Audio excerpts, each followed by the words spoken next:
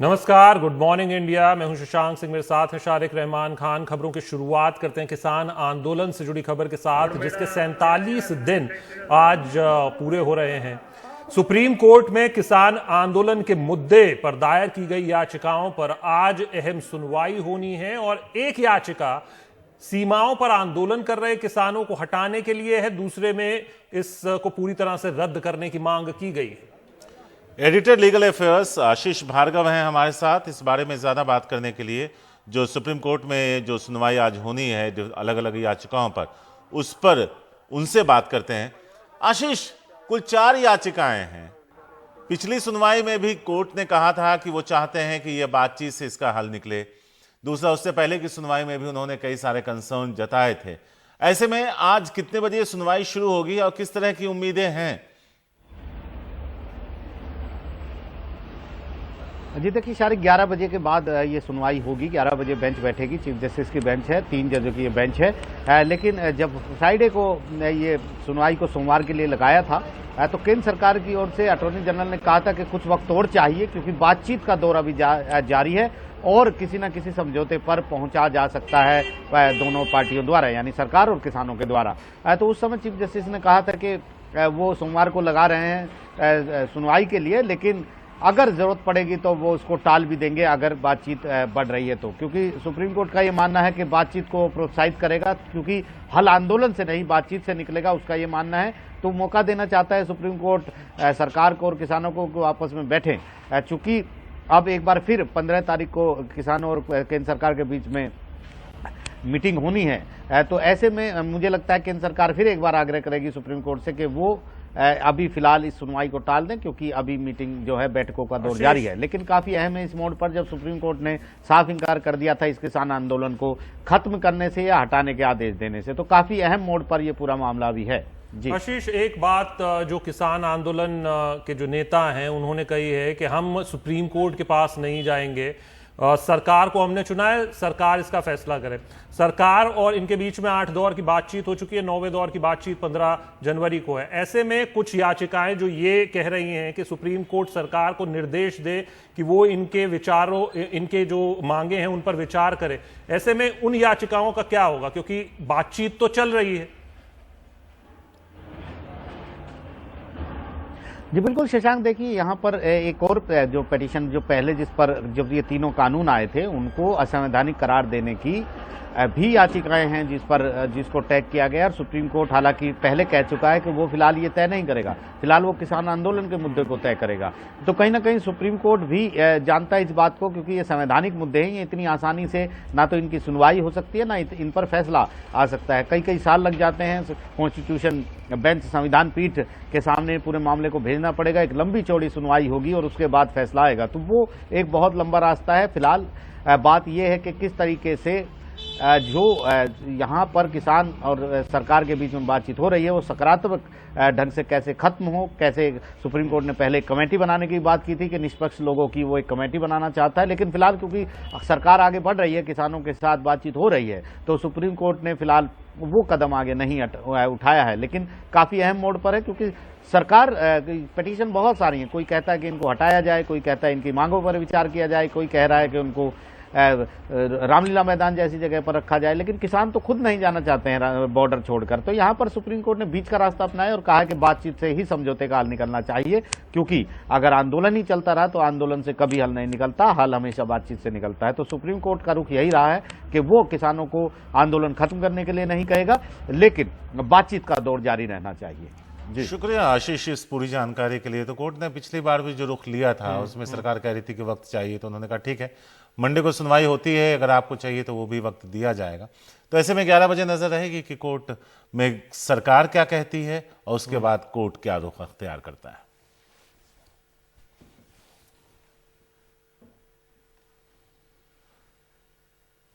मनोहर लाल खट्टर ने एक बार फिर कहा कि कृषि कानून वापस नहीं होंगे। वो एक बार फिर संशोधन की बात करते नजर आए हैं शशांक। बिल्कुल। और कल आप देखिए जिस तरीके से उनकी अपने विधानसभा क्षेत्र नहीं जा पाए थे और वहां पर काफी भीड़ भी इकट्ठा हो गई। पहले से ही अंदाजा जरूर था कि वहां पर इस तरीके के हालात हो सकते हैं, लेकिन उसके बावजूद हेलीकॉप्टर वहां तक पहुंचा, नीचे नहीं उतारा। मनोहर लाल खट्टर ने कहा वो नहीं चाहते थे कि हालात बिगड़े, और क्या कुछ कहा उन्होंने, सुनिए।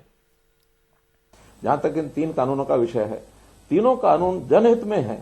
और मेरा दूसरा कहना है कि जब भी कोई नई चीज आती है तो उसका उपयोग करने के बाद ही पता लगता है कि वो ठीक है या गलत है। मैं कहता हूं 1 साल अगर हम उपयोग करने के बाद देखते, मेरे जैसा व्यक्ति भी ये कहता है, अगर 1 साल के बाद हमें लगेगा इसमें ये चीजें कमियां हैं, तो हम ही जाकर के सब लोगों के साथ मिलकर के प्रधानमंत्री जी कहते हैं कि इसके अंदर न्यूनता है, कमी है, इसको ठीक करना चाहिए। हालांकि आज भी बहुत से जब शुरू में विषय निकाले गए कि इसके अंदर इन प्रावधानों के अंदर बदल करना चाहिए, तो बदल करने के लिए आज भी सरकार तैयार है। लेकिन जो एक रट लगाई कि मैं ना मानूं, मुझे तो चाहिए ना, क्या ना, तीनों कानून वापस लो। अब ये कोई जिद से ये प्रकार चीजें नहीं चला करती हैं, इसलिए 1 साल भर हम उसका उपयोग करें, और कोई गलत बात लगती है तो उसको हम छोड़ देंगे। और कृषि कानूनों के खिलाफ प्रदर्शन कर रहे किसानों में हरियाणा के किसान भी बड़ी तादाद में जुटे हैं। दिल्ली कूच कर रहे किसानों को हरियाणा सरकार ने रोकने की कई कोशिशें भी की। इस बात को लेकर किसानों में नाराजगी भी है। हरियाणा के करनाल जिले के एक गांव में किसानों ने जबरदस्त विरोध प्रदर्शन किया। हालात ये हुए कि मुख्यमंत्री खट्टर को अपना कार्यक्रम रद्द करना पड़ा। देखिए हमारे सहयोगी मोहम्मद गजाली की ये रिपोर्ट। हरियाणा के करनाल में मुख्यमंत्री मनोहर लाल खट्टर ने रविवार को एक किसान महापंचायत रखने का फैसला इसी उम्मीद में लिया था कि शुक्रवार को केंद्र सरकार और किसानों के बीच बैठक कामयाब रहेगी। गांव के ग्रामीण क्षेत्र के उन लोगों को एक अपेक्षा थी कि मुख्यमंत्री आज आएंगे और उस इलाके के लिए कुछ न कुछ विकास के कार्यों के नाते से घोषणाएं करेंगे। और इस आंदोलन के पीछे अगर हाथ है तो मैं समझता हूं कांग्रेस पार्टी का बड़ा हाथ है, कम्युनिस्टों का बड़ा हाथ है। लेकिन बातचीत सिरे नहीं चढ़ी और मुख्यमंत्री के गृह इलाके में भी किसानों ने अपना गुस्सा दिखा दिया। रविवार को किसान महापंचायत होने से पहले ही किसान कैमला गांव में सभा स्थल पर जमा हो गए, बैरिकेड तोड़े, कृषि कानूनों के खिलाफ नारेबाजी की और फिर तोड़फोड़ भी। किसानों को तितर-बितर करने के लिए पुलिस को आंसू गैस के गोले छोड़ने पड़े, पानी की बौछारों का भी इस्तेमाल करना पड़ा। जब इतने से भी बात नहीं बनी तो लाठीचार्ज कर दिया, लेकिन किसान फिर भी पहुंचते रहे और स्टेज तोड़ दिया। हेलीपैड की जगह पर भी हंगामा किया, मजबूरन मुख्यमंत्री को दौरा रद्द करना पड़ा। हरियाणा में बीजेपी नेताओं और मंत्रियों को कई जगह किसान विरोध का सामना करना पड़ रहा है। इस वजह से राज्य के खुफिया विभाग ने बीजेपी नेताओं को सलाह दी है कि वो कहीं भी जाने से पहले एहतियात बरतें। इस बीच हरियाणा विधानसभा में विपक्ष के नेता और पूर्व मुख्यमंत्री भूपेंद्र सिंह हुड्डा ने किसानों पर बल प्रयोग करने के लिए मुख्यमंत्री खट्टर की आलोचना की।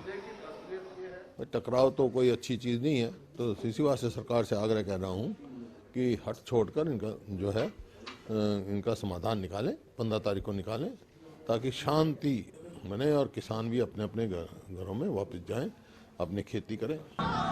कृषि कानूनों के खिलाफ मोदी सरकार के सख्त रवैये की तर्ज पर हरियाणा सरकार ने भी विरोध कर रहे किसानों को लेकर अपने तेवर सख्त कर दिए हैं। लेकिन ये सख्ती जितनी बढ़ेगी, किसानों का हौसला भी उतना ही बढ़ता जाएगा। करनाल से अनीता के साथ चंडीगढ़ से मोहम्मद गजाली, एनडीटीवी इंडिया।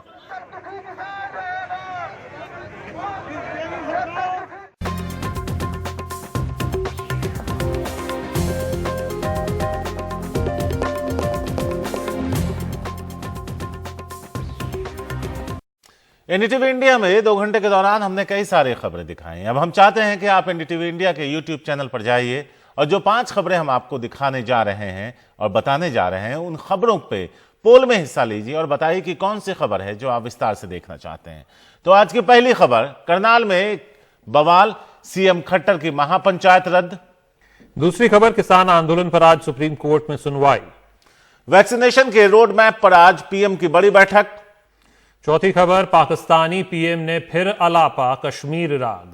और आखिरी और 5वीं खबर, महिला पायलटों ने मुश्किलों से भरे सबसे लंबे रूट पर उड़ान भरी। इन 5 खबरों में से जिस खबर को आप विस्तार से देखना चाहते हैं, आप जाइए हमारे एनडीटीवी इंडिया यूट्यूब चैनल पर और एक पोल पब्लिश हम कर रहे हैं, उस पोल का हिस्सा बने और अपनी खबर के लिए वोट करें। बताएं किस खबर को आप विस्तार से देखना चाहेंगे। हमारे एनडीटीवी इंडिया टेलीविजन चैनल और यूट्यूब चैनल पर फिलहाल इस बुलेटिन में इतना ही।